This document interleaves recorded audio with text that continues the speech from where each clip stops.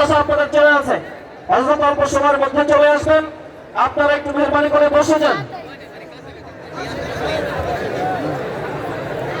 সম্মানিত উপস্থিতি, আজকে 27 এলাকায় ইতিহাস সৃষ্টি হয়েছে, ঠিক না ঠিক?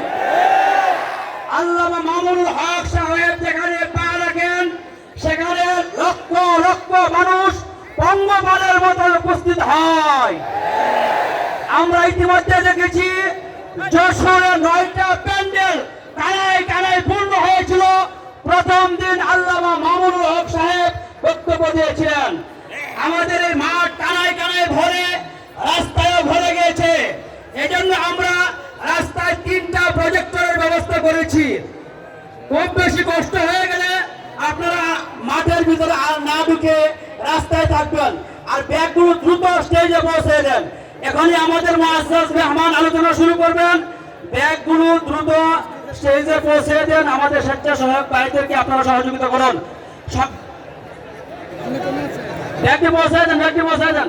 সবাই বসে যান, আওয়াজ বন্ধ করুন, আওয়াজ বন্ধ করুন, সবাই বসে যান।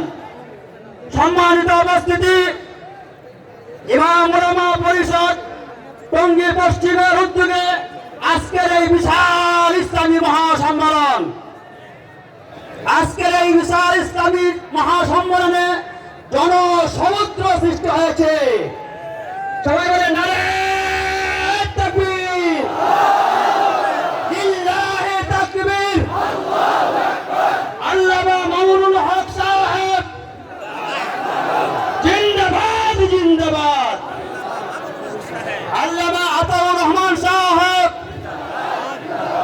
ব্যাগগুলো তাড়াতাড়ি নিয়ে আসেন। স্বেচ্ছাসেবক ভাইরা আতরে না করে স্টেজে বসে দেন। ব্যাগগুলো তাড়াতাড়ি স্টেজে বসে, ভাই কালেকশন যতটুকু হয়েছে আলহামদুলিল্লাহ। আর দেরি না করে ব্যাগগুলো অবশ্য গিফট দিয়ে 1 মিনিটের মধ্যে আমরা স্টেজে পৌঁছায় দেই। 1 মিনিটের মধ্যে স্টেজে পৌঁছানোর ব্যবস্থা করি। আলহামদুলিল্লাহ যথেষ্ট হয়েছে, আর লাগবে না।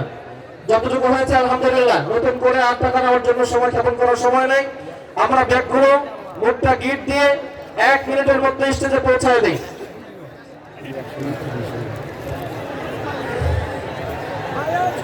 ভাই কেন কথা বলছি আমরা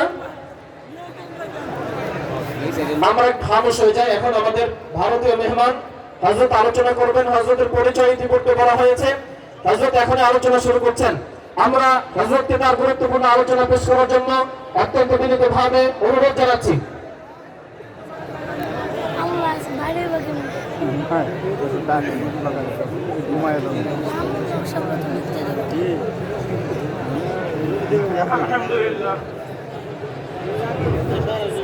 আলহামদুলিল্লাহ ওয়াকাফা ওয়াসসালামুন আলা ইবাদিহি আল্লাযীনা ইসতাফা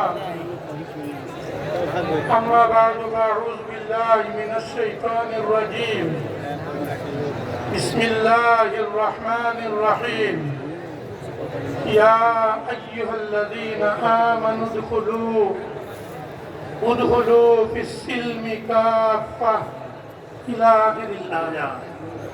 وقال رسول الله صلى الله عليه وسلم تركت فيكم أمرين لن تضلوا ما تمسكتم بهما كتاب الله وسنة رسوله أو كما قال عليه الصلاة والسلام।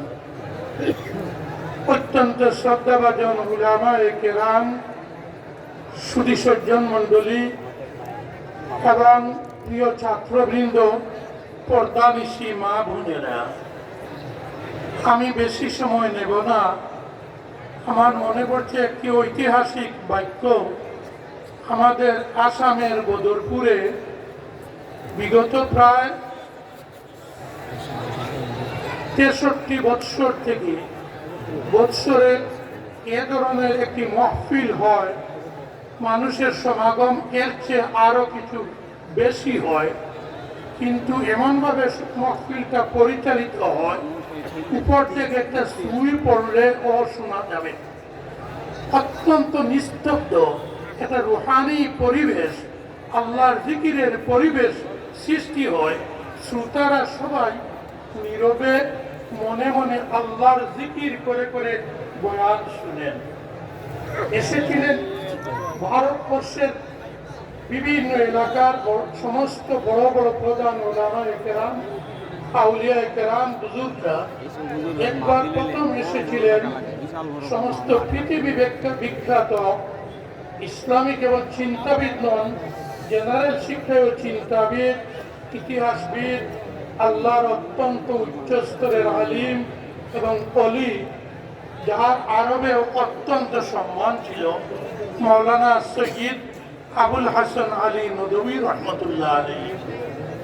আবুল হাসান আলী নদভী রহমতুল্লাহ আলাইহি এভাবে আলোচনার চেয়ারে বসে একবার মাহফিলের দিকে চোখ বুলিয়ে যে ঐতিহাসিক বাক্যটি বলেছিলেন, আজ এখানে বসে সেই বাক্যটি আমার মনে পড়েছে। তিনি বলেছিলেন, আমি আমার সামনে আরফার ময়দানের একটি দৃশ্য দেখি।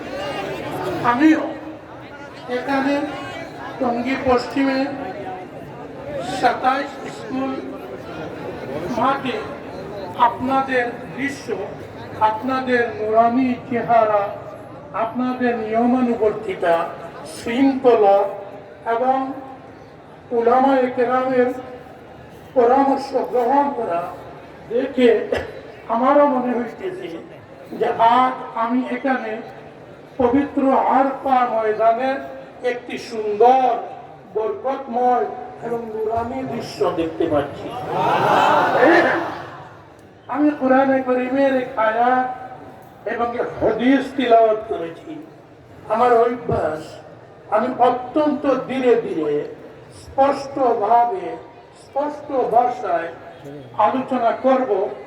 আমি অত্যন্ত চেষ্টা করব যাতে আবেগিক না হই।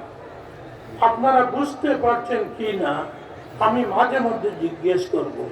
এখন আমি যে ভাষায় কথা বলছি, যে বাচন ভঙ্গিতে কথা বলছি, এইভাবে বললে আপনারা আমার কথা বুঝতে পারবেন কি? আমার প্যারা নবীজির উম্মত, আমার অত্যন্ত শ্রদ্ধার ভাইয়েরা এবং পর্দানিশী মা বোন মেয়েরা, আমি যে আয়াত তিলাওয়াত করেছি, আয়াতের সংক্ষিপ্ত অর্থ তাফসীর আর ব্যাখ্যা করার সময় নেই। সংক্ষিপ্ত অর্থ, আল্লাহ তাআলা কোরআনে কারীমের মধ্যে বিভিন্ন জায়গায় বিভিন্ন শব্দ দ্বারা আমাদের সম্বোধন করেছেন। প্রায় কোরআনে কারীমের প্রায় 200 জায়গায় আমাদের ইয়া আইয়ুহান নাস বলে সম্বোধন করেছেন। পৃথিবীর সমগ্র মানব জাতির জন্য এই কোরআন কেবল আমাদের সম্পদ নয়, সম্পদ সমস্ত পৃথিবীর মানুষের। কিন্তু উপকৃত হতে পারবেন যারা মুত্তাকি, যারা আল্লাহর উপর ঈমান এনেছে, আল্লাহর আদেশ নিষেধ মান্য করে জীবন যাপন করেছে, তারাই উপকৃত হবেন। তো 200 স্থানে আল্লাহ তাআলা মানুষ জাতিকে কোরআনের বার্তা, কোরআনের দাওয়াত, ঈমানের দাওয়াত দিয়েছেন। এবং প্রায় 40টি জায়গায় ইয়া আইয়ুহাল্লাযীনা আমানু, হে আমার ঈমানদার মুমিন মুসলমান, আমার বান্দাগণ, তোমরা মনোযোগ দিয়ে শুনো। ডান দিকে যারা দাঁড়িয়ে আছে, পিছনে যারা দেখতে অসুবিধা হচ্ছে, এই জন্য আল্লাহ করছেন। দয়া করে একটু কষ্ট করে বসে করি, তারা হয়তো এসেছেন শোনার জন্য, দেখার জন্য, সুতরাং তাদের এই সুযোগটা নেই। দয়া করে একটু পিছন দিকে না হয় জায়গায় বসে পড়ি। এই আয়াতে আল্লাহ তাআলা আমরা মুমিন মুসলমানদের ডেকে বলেছেন, গভীরভাবে লক্ষ্য করব। বলেছেন, হে ইমানদার মুমিন মুসলমানগণ, নারী পুরুষগণ, তোমরা পরিপূর্ণভাবে ইসলামের মধ্যে প্রবেশ করো। অর্থাৎ ইসলামকে পরিপূর্ণভাবে গ্রহণ করো। এমন যেন না হয় যে কুরআন অনুযায়ী ইবাদত করব, নামাজ পড়ব, হজ করব, কিন্তু আমাদের বাকি ব্যক্তিগত জীবন, সামাজিক জীবন, পারিবারিক জীবন, অর্থনৈতিক জীবন, ব্যবসা বাণিজ্য ইত্যাদি ইত্যাদি, রাজনৈতিক জীবন আমরা আমাদের ইচ্ছাবশত করব, সেটা হতে পারে না। পরিপূর্ণ ইমানদার হোক। এই জন্য নবীজি এই আয়াতের ব্যাখ্যা দ্বিতীয় নবীজি যে হাদিস বলেছেন, নবীজি বলেছেন অত্যন্ত মনোযোগ দিয়ে শুনো আমার উম্মতেরা, আমি দুনিয়া থেকে, আমি নবী রসুল ঠিক, কিন্তু আমি একজন মানুষ, সেই হিসাবে আমারও মৃত্যু অবধারিত। আমার যখন হায়াত শেষ হবে আমিও দুনিয়া থেকে চলে যাব, কিন্তু তোমাদের জন্য, তোমাদের জীবন যাপনের জন্য আমি কোরআন দেইনি কেবল কবরে কি হবে সেটা শোনার জন্য, আর এই দৈনন্দিন জীবনে তোমরা কিভাবে চলবে সেটা আমি বর্ণনা করিনি তা নয়। একজন মানুষের দৈনন্দিন জীবনে যা কিছুর প্রয়োজন, ডান দিকে যারা দয়া করে বসে পিছন লোকেরা দেখতে পাচ্ছে না। ভাই ভাই এত হয়েছে, আপনাদের দেখার সুবিধার জন্য আমরা এলইডি ব্যবস্থা করছি। এলইডি থেকে সারা ঢাকা থেকে দেখা যায়, এরপরে যদি আপনার চিল্লা জি, তো আল্লাহ তাআলা বলছেন দেখা যায় সব কিছু। তোমরা মুমিন মুসলমান নারী পুরুষ তোমরা পরিপূর্ণভাবে মুসলমান হও। তোমাদের ইবাদত নামাজও যেন কোরআন হাদিস মতে হয়। এই জন্য নবীজি বলেছেন আমি দুনিয়া থেকে বিদায় নেওয়ার সময় আমি চলে যাব, কিন্তু তোমাদের জন্য দুটা অমূল্য সম্পদ নিয়ামত রেখে যাব, যে দুইটি তোমরা যদি জীবনে বাস্তবায়িত করো তাহলে কোনোদিন পথভ্রষ্ট হবে না, গুমরাহ হবে না, জাহান্নামের পথের পথিক হবে না। সেই দুটি নিয়ামত হইল আল্লাহর কালাম কুরআন শরীফ এবং আমার সুন্নাত হাদিস। আজ আমরা আত্মসমালোচনার প্রয়োজন। এখানে যে লক্ষের মতো মানুষ এসেছি, আমি দীর্ঘ সময় নেব না, আমরা লক্ষ্য করি আলহামদুলিল্লাহ সমাজে একটা পরিবর্তন। হতাশা কেবল দেখলে হবে না, সমস্ত পৃথিবীর মধ্যে যারা সারা দুনিয়ার খবর রাখি যে কোনোভাবে লক্ষ্য করবেন বিগত 20-25 বৎসরের মধ্যে সমস্ত পৃথিবীর মধ্যে একটা ইসলামী পুনর্জাগরণ এসেছে। ইসলামী পুনর্জাগরণের জোয়ার এসেছে। যে যুবকেরা হয়তো আগে নামাজ কম করতো, আলহামদুলিল্লাহ এখন আমরা দেখি মসজিদে গেলে, আমি জানি না সারা বাংলাদেশের কথা, কিন্তু অন্তত সিলেটের কথা জানি, আমাদের নিকটবর্তী আমাদের এলাকায় দেখেছি আলহামদুলিল্লাহ।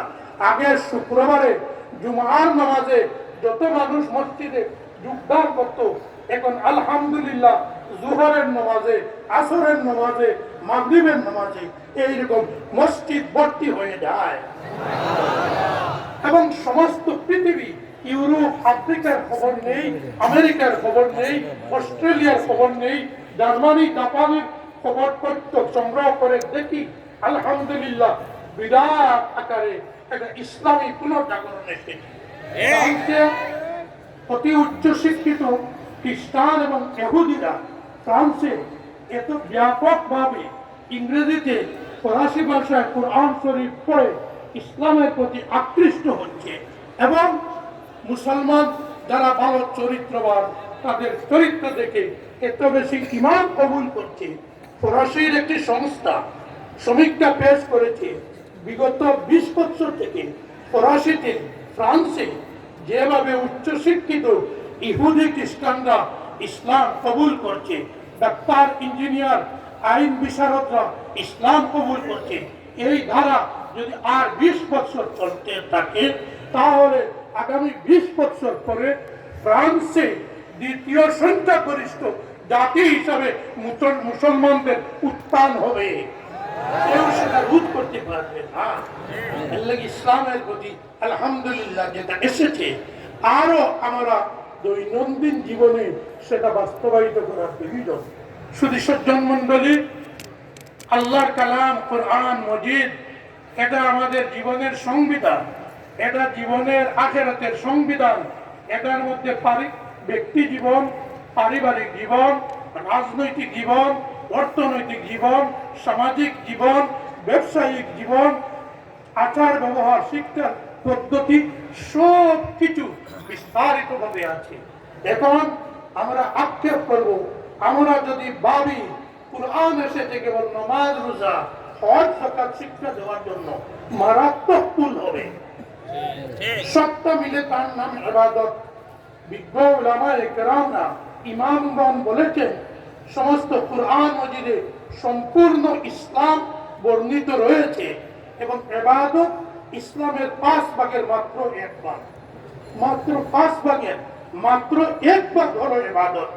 আমরা যদি ইবাদত কুরআন অনুযায়ী করি, নামাজ পড়ি, রোজা রাখি ইত্যাদি ইত্যাদি, আর বাকি 5 ভাগের 4 ভাগ খরিদ বিক্রি, ক্রয় বিক্রয়, ব্যবসা বাণিজ্য, মুআমালাত, মুআশারাত, এভাবে যদি থাকলা, এগুলো যদি কোরআন অনুযায়ী গঠন না করি, আমরা পরিপূর্ণ মুসলমান হতে পারবো না। এই জন্য আল্লাহর রসুল নয়, স্বয়ং আল্লাহ তাআলা বলেছেন, তোমরা চিন্তা করো, গবেষণা করো, এমন এক সম্পদ দিয়েছি তোমাদের, এই সম্পদ যে দিকে গেছে, যে সমস্ত মানুষ সেই সম্পদের মূল্যায়ন করেছে, তারা পৃথিবীর সেরা উস্তাদ হতে পেরেছেন।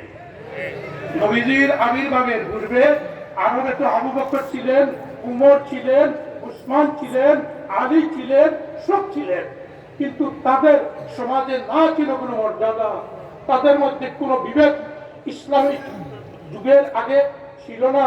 তারা সারা পৃথিবীর মধ্যে অত্যন্ত অবহেলিত, যাযাবর বর্বরের জীবনযাপন করেছে, মদ্যপান করেছে।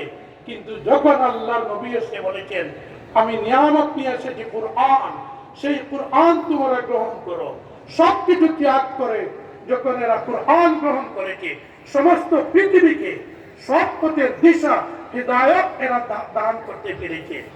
এবং এরা চরিত্র এমন হয়েছিল, যারা আগে মদ্যপান ছাড়া চলতে পারত না, বিচারের মহফিলে বসলে মদের বোতল নিয়ে বসত, বিবাহের আসরে মদের বোতল নিয়ে বসত, সেই সমস্ত সাহাবায়ে কেরাম মদ থেকে সম্পূর্ণ মুক্ত হয়ে গেল এবং সমস্ত পৃথিবীকে মদ ছাড়ার, হারাম ছাড়ার সবকিছুর আহ্বান, দাওয়াত দিতে লাগলো। কথাগুলো বোঝা যাচ্ছে তো ভাই? এই জন্য আমি গড়ি চেয়ে দেখছি, গড়ি তো আমার জন্য অপেক্ষা করবে না। হ্যাঁ, আমাদের বয়স হিসাবে আমি ছোট ভাই হিসাবে সম্বোধন করি আল্লামা মামুনুল হককে, অত্যন্ত মায়া করি, স্নেহ করি। তাদের বাড়িতে 2-3 বার আমি গিয়েছি, শাইখুল হাদিস সাহেবের সেমিনারে আমি এসেছি, এছাড়া তাদের মাদ্রাসায়ও গিয়েছি। আমি কাল থেকে আসার পরেও অপেক্ষা করছি যে ছোট ভাই হিসাবে মামুনুল হককে না দেখে আমি চলে যেতে পারবো না। অথচ আমি আপনাদের এখান থেকে আগেই বিদায় চেয়ে নিচ্ছি, বেশি সময় থাকবো না। মামুনুল হক আসার পরেই তার সঙ্গে একটা মুসাফাহা করে একটু কথা বলে আমি আপনাদের কাছ থেকে বিদায় নিব। আমাকে খুব দূরে সিলেট যেতে লাগবে, সেখানে আরো মহফিল আছে। তো যাই হোক, আমি বলতেছিলাম যে আমরা কোরআনী জীবন, কোরআনী জিন্দেগি মুসলমান নারী পুরুষের জীবনে বাস্তবায়িত করতে প্রস্তুত আছি তো? যদি কেবল বলি সরকার কোরআনের সংবিধান, কোরআনকে সংবিধান হিসেবে গ্রহণ করো, সব কিছু এই হিসেবে চালাও, আর আমার জীবনে যদি গ্রহণ না করি, সার্থকতা কোথায়? আজ আমি আপনাদের প্রত্যেকের বিবেকের কাছে একটি প্রশ্ন উত্থাপন করতে চাই। কোরআনে কারীমের মধ্যে বিভিন্ন কিছু আছে, নামাজ 5 ওয়াক্ত পড়া আমরা পড়ি, অবশ্যই পড়ি, কিন্তু উলামায়ে কেরাম, শাইখুল হাদিস বৃন্দ আছেন, কোরআনে কারীম একেবারে 10 বার 20 বার খতম করি, কোথাও কোনো আয়াতে পাবো না নামাজ 5 বার পড়ো। হ্যাঁ, আছে, বিভিন্নভাবে বর্ণনা করা হয়েছে, হাদিস থেকে তার বিস্তারিত তথ্য পেয়েছি। কোরআনে পাবো না, জোহরের ফরজ সাইডে না পড়ো, কিন্তু নবীজি বলেছেন সেটা কোরআনে বর্ণনার প্রয়োজন নেই।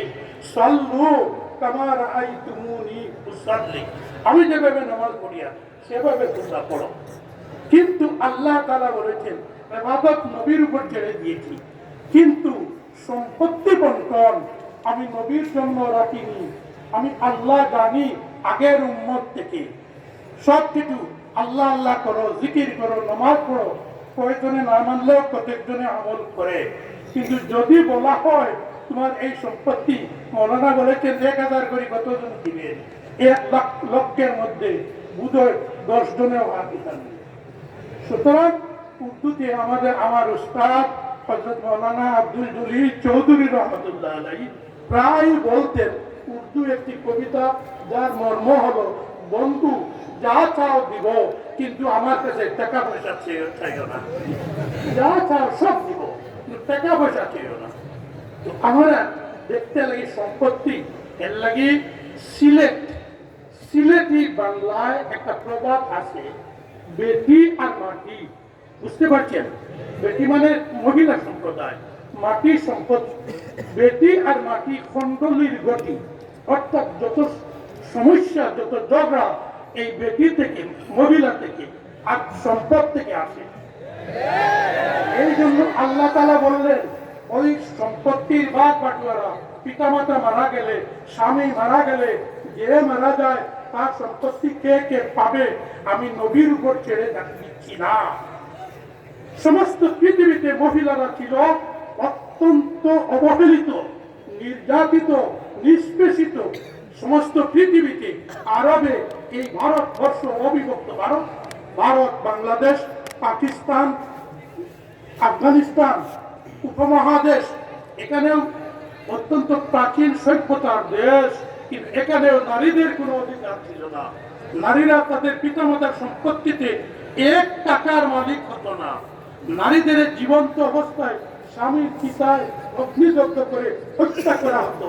সেই ক্ষেত্রে ইসলাম এসে, নবী এসে আল্লাহ কোরআনে ঘোষণা দিলেন যে সমস্ত পৃথিবীর ইসলাম নারীদের জন্য যেভাবে, পুরুষদের জন্য সেভাবে, নারীদের পুরুষদের যেভাবে অধিকার দিয়েছে কোরআন, সম্পত্তির অধিকার, নারীদেরও অধিকার সেইভাবে দিয়েছে।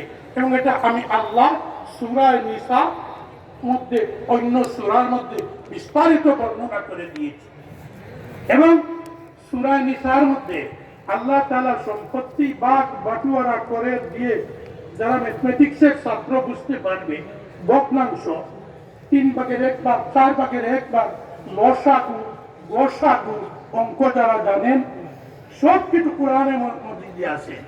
ফরাইজ বন্টন করতে এগুলা লাগে, বন্টন করে দিয়ে আল্লাহ তাআলা সতর্ক করেছেন। এই প্রশ্নটা আমাদের বিবেকের কাছে রাখতে চাই, নমাজিদের কাছে রাখতে চাই, হাজী সাহেবদের কাছে রাখতে চাই, আমার মতো লেবাসওয়ালা প্রত্যেকের কাছে রাখতে চাই। আল্লাহ বলেছেন, তিলকা হুদুদুল্লাহ, আমি সম্পত্তি যেভাবে ভাগ বাটোয়ারা করে দিয়েছি, আমি ভাগ বাটোয়ারা করে দিয়ে ভাই সম্পত্তি এতটুকুর মালিক, বকরি এতটুকুর মালিক, এখানে আমি আল্লাহ সব পিলার মেরে দিয়েছি।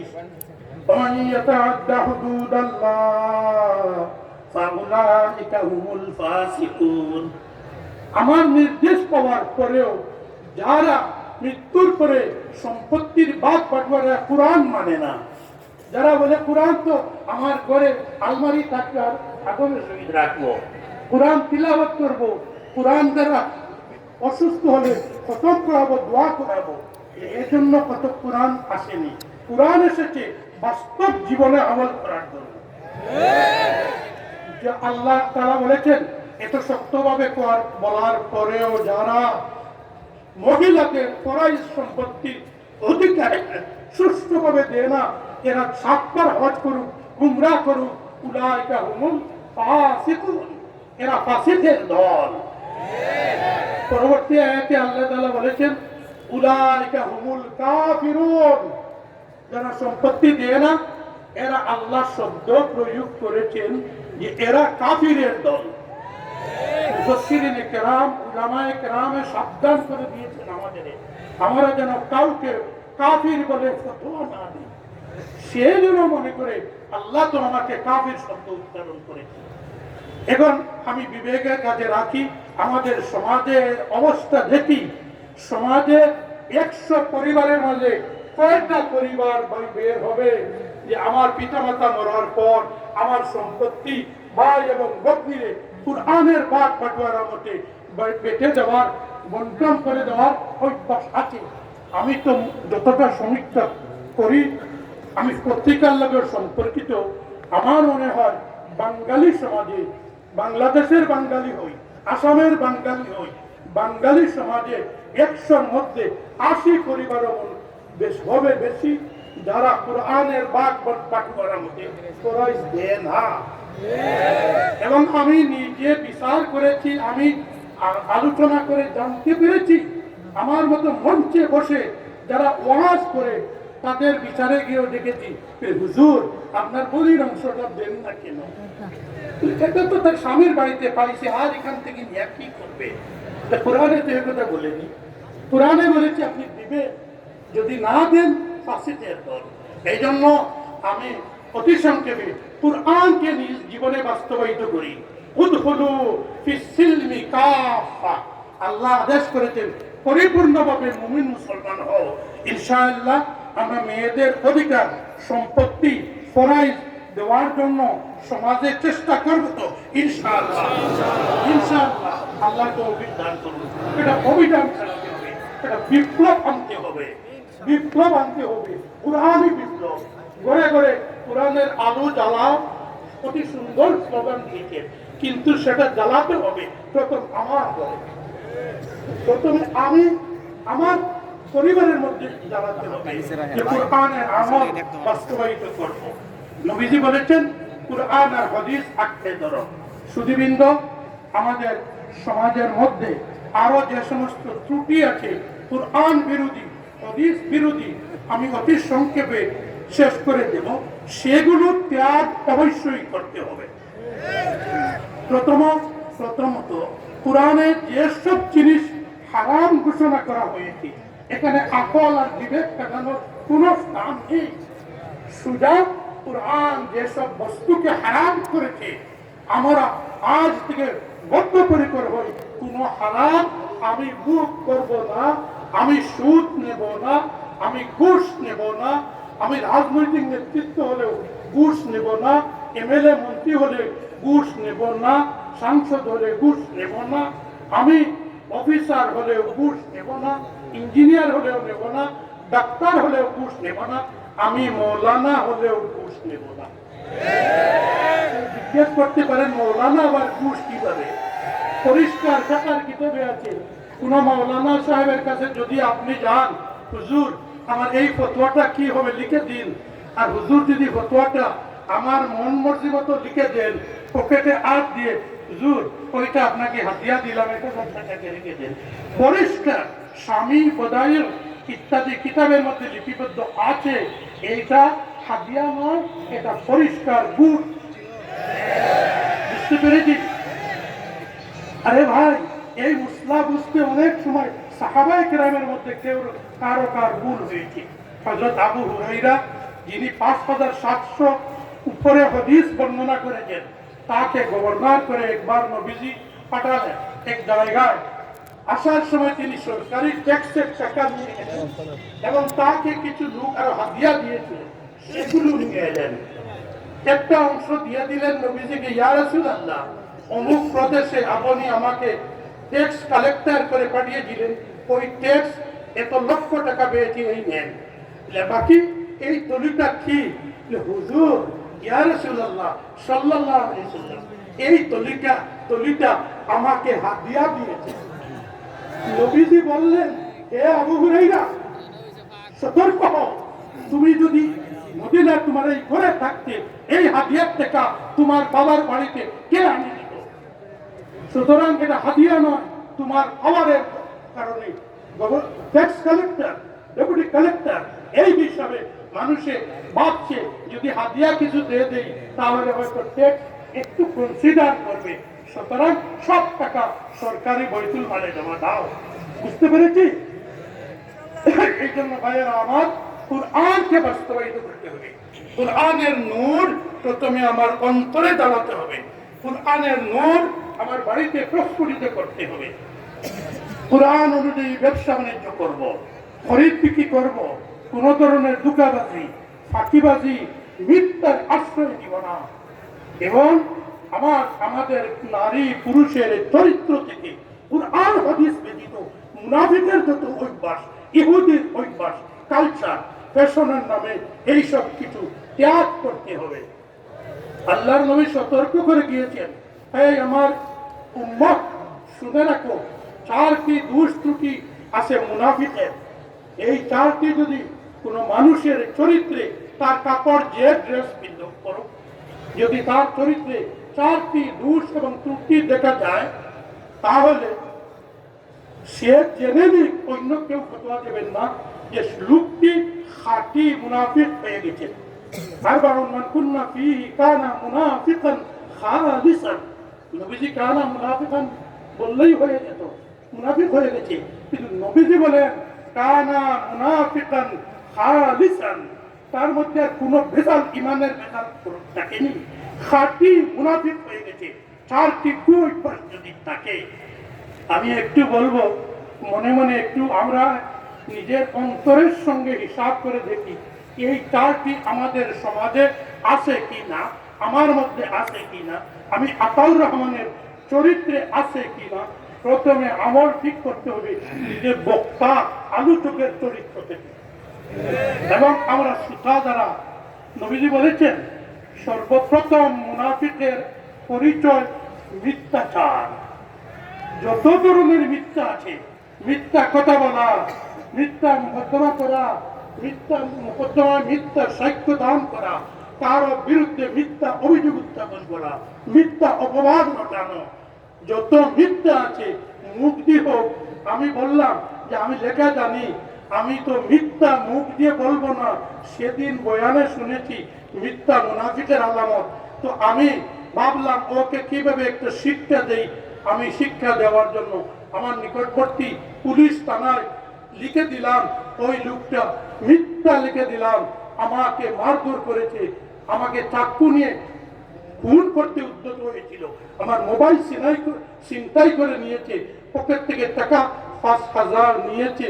এইভাবে হলে নন বেইলেবল সেকশন তার উপর আসবে, পুলিশ অ্যারেস্ট করবে। আমি তো মুখ দিয়ে মিথ্যা বলিনি, কিন্তু এই মিথ্যাটা কলম দিয়ে লিখেছি। তো কলমের মিথ্যা মুখের মিথ্যা সমান গোনা। বুঝতে পেরেছি? মিথ্যা সাক্ষ্য দান, মিথ্যা অপবাদ দেওয়া, সব কিছু মুনাফিকের খাসলত। ইনশাআল্লাহ আমরা ছাড়ার জন্য প্রস্তুত আছি। আল্লাহ ছাড়বো, সমাজ থেকে ছাড়াবো। দ্বিতীয় দোষ মুনাফিকের আমানত। যদি কেউ কোনো মুসলমান নারী পুরুষের কাছে আমানত রাখে, লক্ষ্য করব সেই লোকটা হিন্দু হতে পারে, মুসলমান হতে পারে, ইহুদি খ্রিস্টান হতে পারে, এমনকি কোন ধর্ম মানে না, নাস্তিকও হতে পারে। আপনারা আমাদের জন্য কেবল ইবাদত মসজিদে পৃথিবীর সমস্ত মানুষের সঙ্গে মানুষ হিসাবে, আদম সন্তান হিসাবে, আমাদের ভাই বোন হিসাবে আমরা ব্যবহার করব। যদি কেউ আমার কাছে, আপনার কাছে আমানত রাখে, এরপরে যদি তার শত্রুতা হয়ে যায়, আমার কাছে 10 কোটি টাকা আমানত রাখলো, পরে যদি বলে যে তার কাছে 10 কোটি রেখেছিলাম, দেখ আর না দেখ, তাকে যেখানে পাবো আমি তাকে মার্ডার করব। এই খবরটা আপনি শুনলে যদি বলেন ঠিক আছে করুক না মার্ডার।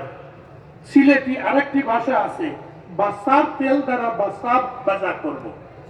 বাসা মাঝে তেল বাজায় দিলে ওটার বোতল থেকে বাজারে তেল দিতে লাগে না। তো বললো যে আমি বাসার তেল দ্বারা বাসা বাজা করবো। কিভাবে মোকদ্দমা ফেলবো? আমার 1 টাকাও খরচ লাগবে না, তার 10 কোটি আমার কাছে আছে, ওই টাকা দ্বারা তার সঙ্গে মোকদ্দমা করবো। লাগে আমি জমি আর কতটুকু কিনবো, তাকে এই 10 কোটি টাকার মধ্যে আমার সঙ্গে শত্রুতা করে 1টি টাকাও ফেরত দেব না। এটা হইল আমানতে খিয়ানত করা, আমানত আত্মসাৎ করা। আমার পিছনের ভাইয়েরা কথা বুঝতে পারছেন তো? যদি বুঝেন একটু হাত উঠান। আলহামদুলিল্লাহ। আমার অভ্যাস, আমি দাঁড়িয়ে দাঁড়িয়ে আলোচনা করি, কিন্তু এখানে বিপদে পড়ছি। সামনে এতটা নয়, এগুলো খাড়াও করা যায় না, আগেও দেখেছি আলোচনা করে, তাই আমার অভ্যাসের বিপরীতে বসে বসে আলোচনা করছি। নারাজ হবেন না তো? আচ্ছা, তো মুনাফিকের 2 নম্বর আলামত আমানত আত্মসাৎ করা। একটি উদাহরণ আল্লাহর নবীর কাছে মক্কা মুআজ্জামা যারা ধর্ম ইসলাম গ্রহণ করেননি, যুবকেরা খুব মনোযোগ দিয়ে শুনি, সে যুগে তাদেরও ধনসম্পদ ছিল, সবাই যে গরিব ছিল এমন নয়, ধনী ছিল, কোটিপতিও ছিল, কিন্তু ব্যাংকিং সিস্টেম সে যুগে নাই। ব্যাংক নাই, টাকা কোথায় রাখবে? তাহলে কেউ ভাবলো, পরামর্শ করলো আমাদের সর্দার নেতা আবু লহবের কাছে রাখি, কেউ ভাবলো আবু জেহেলের কাছে রাখি, কেউ বললো উৎবা শোয়বার কাছে রাখি, বাকিরা বললো কার কাছে রাখবে? ওই সবগুলা তো হারামি, আমরা তো কাউকে না পেয়ে তাদের লিডার মানছি, কিন্তু টাকা দিলে ওরা আত্মসাৎ করবে। তাহলে কোথায় রাখবে?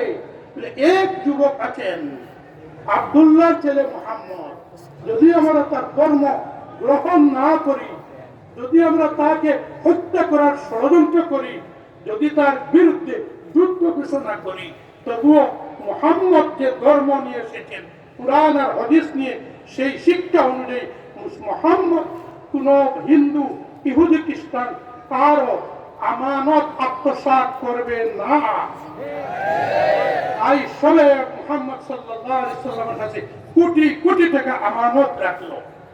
নবীজি যেদিন মক্কার শত্রুরা তার বাড়ি ঘেরাও করেছে বল্লম নিয়ে, তলোয়ার নিয়ে তাকে হত্যা করার জন্য, শহীদ করার জন্য, নবীজি তো একথা চিন্তা করেননি তাদের কোটি কোটি টাকা আমার কাছে আছে, আমি মদিনায় গিয়ে কোথায় থাকবো, ভাড়া দিয়ে বাড়িও পাবো না, এই টাকা নিয়ে চলে যাই, তারা যখন আমাকে ফালাচ্ছে সেখানে গিয়ে ওই টাকা দিয়ে বাড়ি করবো না।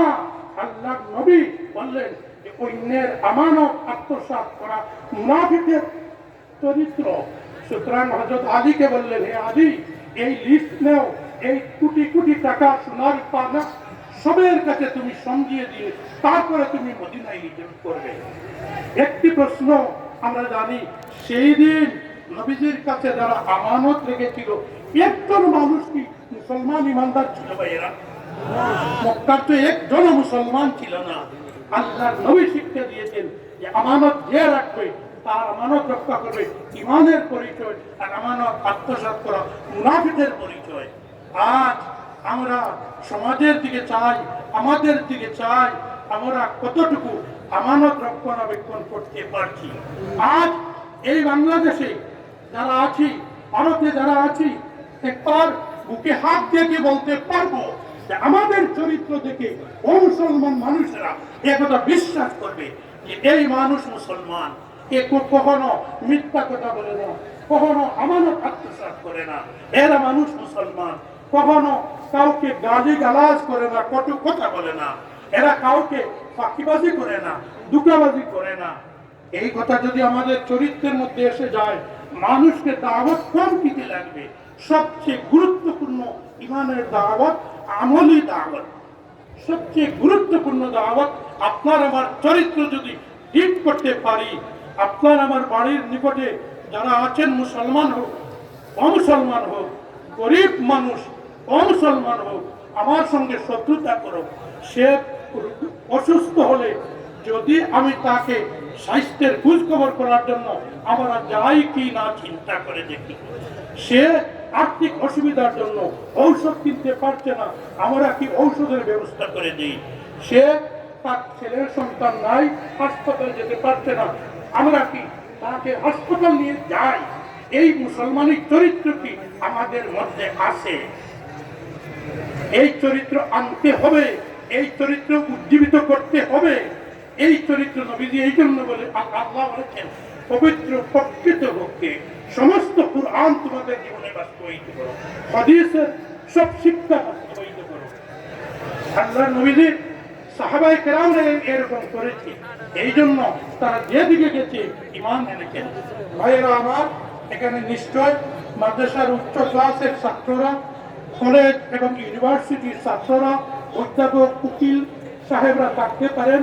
আমার তরুণ উলামায়ে কেরাম, আজকাল যারা আরবিক পড়ার সঙ্গে সঙ্গে ইতিহাস অন্যান্য বিষয় পড়েন, সবার কাছে বিনীত অনুরোধ, আমরা মালয়েশিয়া এবং ইন্দোনেশিয়ায় কিভাবে ইসলাম প্রচারিত হলো একবার ইতিহাসটা পর্যালোচনা করি। আমরা দেখি সেখানে কোনো মুহাদ্দিস, কোনো শেখ, কোনো বুজুর্গ কেউ ইমানের দাওয়াত দেওয়ার জন্য যেতে লাগেনি। সেখানে গিয়েছিল কোন সৈন্যবাহিনী যুদ্ধ করে সেখানে ইসলাম প্রচার করেনি। সেখানে গিয়েছিল আরবের কতিপয় যুবক ব্যবসায়ী, কাপড়ের ব্যবসায়ী, অন্যান্য মালের ব্যবসায়ী, এবং সেখানে গিয়ে তারা নামাজ কায়েম করেছে এবং ব্যবসা করেছে প্রকৃত সততার সহিত, আমানতদারির সহিত, দিয়ানতদারির সহিত। মুসলমান লোকেরা তাদের দোকানে এসেছে কাপড় কিনতে। তারা যদি জানা থাকে এই কাপড়ের মধ্যে ছেঁড়া আছে, কাটা আছে, হাত দ্বারা এটা হাতের মুঠের মধ্যে ঢুকায় না। তারা একে বলে দেখুন ওই কাপড়টা ছেঁড়া আছে, কাটা আছে, আপনি বুঝে তার দাম ঠিক করুন। আজ আমার ইসলাম কবুলকারী মুসলমানদের মধ্যে সবাই নয়, কিছু লোক আছে, আমাদের এলাকায়ও আছে, যে কাপড়ের ব্যবসা করলে যদি জানে এই কাপড়ের মধ্যে ছেঁড়া আছে, ভাড়া আছে, আপনি এসেছেন কাপড় কিনতে, ওইভাবে করবে। দেখুন তো কাপড়টা খুবই ভালো, খুব ভালো। না কাপড়টা একটু আমার ভালো লাগে না, আরে ভাই তোমার ইচ্ছা হইলে কিনো, না হয় কিনিও না। এই পাঞ্জাবিটা এই সেট থেকে আমি প্রস্তুত করেছি, কিন্তু তার হাতের মুঠের মধ্যে সারা অংশটা এটা এরকম কিছু আছেনি। এরা ইহুদির অভ্যাস, ইহুদির চরিত্র। তাহলে কোরআন আমার চরিত্রের মধ্যে কোথায় আমি উঠাইলাম? কোন দাবিতে আল্লাহর কাছে আমি দোয়া করি, আল্লাহ আমাদের সাহায্য করো। আল্লাহ এমনিতে সাহায্য করেন না। আল্লাহ নবীর উপস্থিতিতে সামান্য ত্রুটির জন্য উহুদের মাঠে 70 জন সাহাবীকে তো শহীদ করেছেন না? নবীজি তো ছিলেন তাদের মধ্যে। তো এই জন্য আজও আল্লাহ তো আমাদের মায়া মেহেরবানি করেন।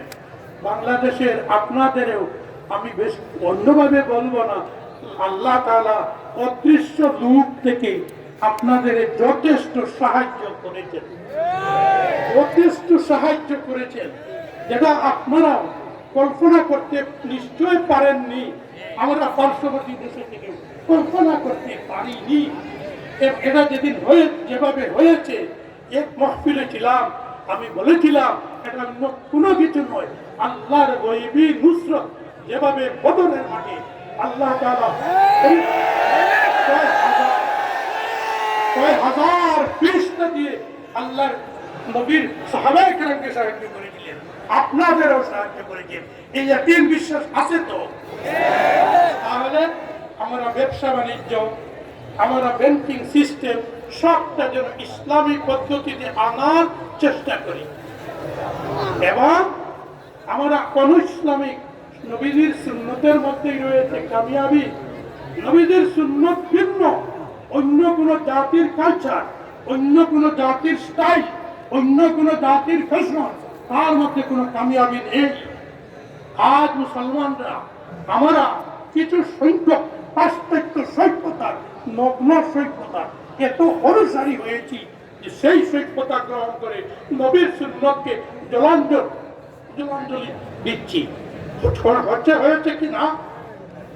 আজ মনে করুন আপনাদের আমার ছেলে মেয়েদের বিবাহ, সেই ছেলে মেয়েদের বিবাহ অনুষ্ঠান উপলক্ষে কত শরীয়ত বিরোধী অন্য কালচার, অন্য সমাজের কালচার অনুসরণ করে বিবাহের মধ্যে অহেতুক লক্ষ লক্ষ টাকা ব্যয় করছে। অথচ আমাদের পার্শ্ববর্তী গরিবের ছেলেরা শীতের কাপড় বস্ত্র একটা পাচ্ছে না, খাবার পাচ্ছে না, স্কুল মাদ্রাসায় যাওয়ার পড়ার খরচ পাচ্ছে না। এখানে যিনি মহফিল হচ্ছে 5-6 লাখ কেন, মুখ দিয়ে আওয়াজ পার করলে এ ধরনের একটা নুরানি মহফিল, বেহেশতের নমুনার মহফিলের জন্য আপনারা এখানে দিতে পারবেন না, বিশৃঙ্খলা হবে। আমি একটি কথা জিজ্ঞেস করবো, এখানে যুবক যারা আছেন, তালেবা কেবল নয়, ছাত্র মাদ্রাসার ছাত্র নয়, সমস্ত যুবকদের আমি একটা আহ্বান রেখে যাব, যদিও আমি যাবো সিলেট, সংবাদ পাবো আপনারা এই মহফিলে যতটুকু খরচ হয়েছে এলাকা থেকে যে যত পারে যুবকেরা স্বেচ্ছা প্রণোদিত হয়ে আপনারা কালেকশন করে এই অনুষ্ঠানের ইমাম ও উলামা পরিষদের কর্মকর্তাদের ঋণ মুক্ত 1 সপ্তাহের মধ্যে করার চেষ্টা করবেন তো ভাই? আমার যুবকেরা এগিয়ে আসো। যুবকদের উপর সমস্ত জাতি একটা সমাজ নির্ভর করে। আমরা বিবাহের মধ্যে ওটা চাই। আমাদের সমাজে আরো অনৈসলামিক প্রথা আছে, বার্থডে পালন, ছেলে মেয়েদের জন্মদিনকে বার্থডে পালনের নামে অনৈসলামিক অনেক কালচার আমরা করি। এক কথায় শরীয়তের খিলাফ, কুরআন হাদিসের খিলাফ, সমস্ত কালচার থেকে যেন আমরা মুক্ত হই,